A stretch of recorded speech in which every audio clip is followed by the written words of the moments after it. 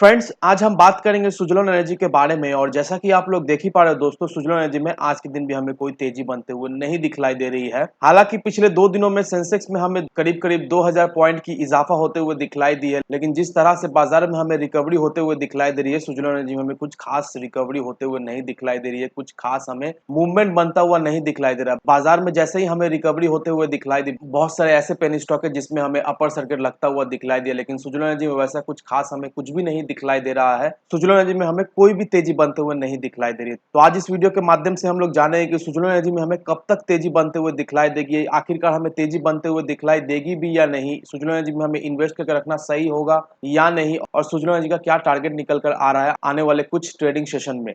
और साथ ही साथ दोस्तों, सुज़लोन एनर्जी से रिलेटेड बहुत ही एक अच्छी न्यूज़ सामने निकल कर आई है, जो आप सभी लोगों के लिए बहुत ही इंपॉर्टेंट रहने वाली है, जिससे सुज़लोन एनर्जी को काफ़ी ज़्यादा बेनिफिट मिलने वाली है। तो क्या न्यूज़ है दोस्तों, उसे भी हम लोग जानेंगे इस वीडियो में। तो वीडियो को स्किप ना करके पूरा देखें, ताकि आप चीज़ों को सही से समझ पाओ और अपनी एक खुद की इन्वेस्टमेंट डिसीजन ले पाओ।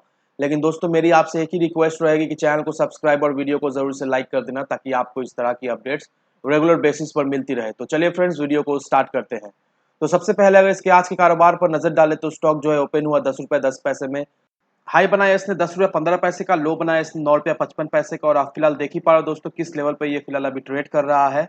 इसमें कोई भी हमें तेजी भी बनते हुए नहीं दिखलाई दे रही है। वहीं अगर पिछले 5 दिनों के परफॉर्मेंस को देखेंगे दोस्तों, पिछले 5 दिनों से ये स्टॉक देखा जाए तो एक ही रेंज में घूमे जा रहा है। पिछले 5 दिनों में ये स्टॉक हमें 10 रुपये 15 पैसे तक जाता हुआ दिखलाई दिया, और पिछले 5 दिनों में इसका जो लो निकल कर आ रहा है वो 9 रुपया 75 पैसे का। तो इसी रेंज के बीच में ये स्टॉक कई दिनों से हमें घूमता हुआ दिखलाई दे रहा है। ना ही इसमें हमें कुछ खास भारी भरकम गिरावट होते हुए दिखलाई दे रही है, ना ही इसमें हमें तेजी बनते हुए दिखलाई दे रही है। ये स्टॉक एक ही रेंज में घूमे जा रहा है। तो इन्वेस्टर्स ये सब लेकर कंफ्यूज है कि आखिर करे भी तो क्या करे इस स्टॉक को लेकर, क्योंकि इसमें कुछ खास उन्हें तेजी बनते हुए नहीं दिखलाई दे रही है। तो अब दोस्तों, मैं आपको कुछ न्यूज दिखाना चाहूंगा, जिसे देखकर आप समझ पाओगे कि सुज़लोन एनर्जी में इन्वेस्ट करके रखना सही होगा या नहीं, या फिर किसी भी रिन्यूएबल एनर्जी के स्टॉक में अगर हम लोग इन्वेस्ट करते हैं तो क्या चांसेस है उससे हम प्रॉफिट निकाल सकते हैं या नहीं।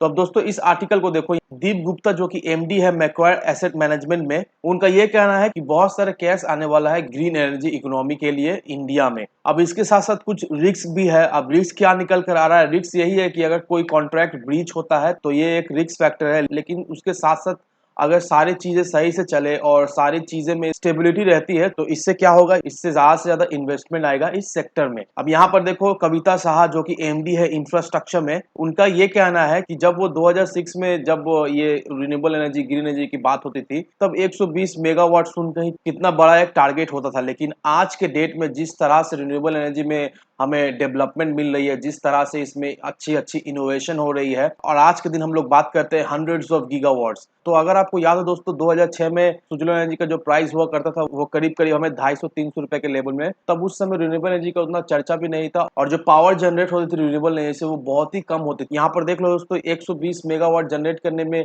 इनको सोचना पड़ता था कि कैसे होगा, कितना टाइम लगेगा। लेकिन आज के डेट में देखो दोस्तों, हंड्रेड्स ऑफ गीगावाट्स जनरेट करना कोई बड़ी बात नहीं होती है, और ये सारे अचीव भी हो जाती है। अब मैं आपको ये इसलिए दिखला रहा हूँ दोस्तों, ताकि आप कंपेयर कर पाओ कि जब सुज़लोन एनर्जी आई थी तब ना कुछ खास रिन्यूएबल एनर्जी में हमें डेवलपमेंट होते हुए नहीं दिखलाई, लेकिन आज जिस तरह से डेवलपमेंट होते हुए दिखलाई दे रही है, जिस तरह से गवर्नमेंट पॉलिसीज ला रही है, स्कीम्स ला रही है, जिस तरह से गवर्नमेंट सपोर्ट देकर खड़ी हुई है रिन्यूएबल एनर्जी को, और जो गवर्नमेंट का जो विजन है 2070 तक पूरी तरीके से जो पावर जनरेट होगा वो रिन्यूएबल एनर्जी से ही होगा। तो ये टारगेट अचीव करने के लिए गवर्नमेंट पूरी तरीके से अपने कोशिश करिए, ताकि जल्द से जल्द ये जो टारगेट है वो फुलफिल हो जाए। और अगर आप इस आर्टिकल को देखोगे दोस्तों, यहाँ पर क्या मेंशन किया हुआ है, यहाँ पर यही मेंशन किया हुआ है कि India needs 20 billion annual investment to achieve climate target. अब ये आर्टिकल का कहने का मतलब क्या है दोस्तों, यहाँ पर यही डिटेल में मेंशन किया हुआ है कि इंडिया का जो क्लाइमेट टारगेट है, जितना अचीव करना चाहती है इंडिया, वो टारगेट को अचीव करने के लिए इंडिया को हर साल 20 बिलियन इन्वेस्टमेंट चाहिए होगा। That means 1.53 lakh crore every single year India को चाहिए होगा, अगर इंडिया चाहती है उसका क्लाइमेट टारगेट को अचीव करने के लिए। तो आप देख लो दोस्तों, अगर आप रिकॉल करोगे दीपक गुप्ता के स्टेटमेंट को, तो देख लो दोस्तों, हर साल इंडिया को कितना ज्यादा फंड दरकार पड़ेगी रिन्यूएबल एनर्जी में बूस्ट लाने के लिए, रिन्यूएबल एनर्जी में डालने के लिए। तो आप देख लो दोस्तों, कितना ज्यादा स्कोप है रिन्यूएबल एनर्जी में। और सुज़लोन एनर्जी भी अभी कामकाज भी सही से कर रही है, जिस तरह से इसका क्वार्टर 3 का रिजल्ट में हमें इंप्रूवमेंट होता हुआ दिखलाई दे रहा है दोस्तों। ऐसा अगर ऐसे ही धीरे धीरे करके बेबी स्टेप लेकर सुज़लोन एनर्जी आगे बढ़ते रहे दोस्तों, नो डाउट दोस्तों, आने वाले समय में सुज़लोन एनर्जी हमें ट्रिपल डिजिट में भी ट्रेड करता हुआ दिखलाई देगा। तो अगर आप सोच रहे हो सुजलॉन एनर्जी में इन्वेस्ट करने का दोस्तों, तो जरूर से अपना इन्वेस्ट बनाए रखें। कोई भी छोटी मोटी गिरावट देखकर डरना है नहीं, स्टॉक अगर कंसोलिडेट करे उसे भी देखकर डरना है नहीं, क्योंकि आपका विजन होना चाहिए लॉन्ग टर्म का। मिनिमम 2025-26 तक अगर इसे आप होल्ड करके रख भी पाते हो दोस्तों, नो डाउट दोस्तों, आपको एक बहुत ही अच्छा रिटर्न मिलने का बहुत ज्यादा चांसेस रहता है। तो जरूर से अपना इन्वेस्टमेंट बनाए रखें, लेकिन एक बात का ध्यान रखिएगा दोस्तों कि कोई भी इन्वेस्टमेंट करने से पहले अपनी खुद की डिटेल रिसर्च किए बिना कहीं पर भी इन्वेस्टमेंट ना करें। वीडियो अगर आपको पसंद आए तो लाइक शेयर सब्सक्राइब जरूर करना। तो चलिए फ्रेंड्स, मिलते हैं हम अगले वीडियो में।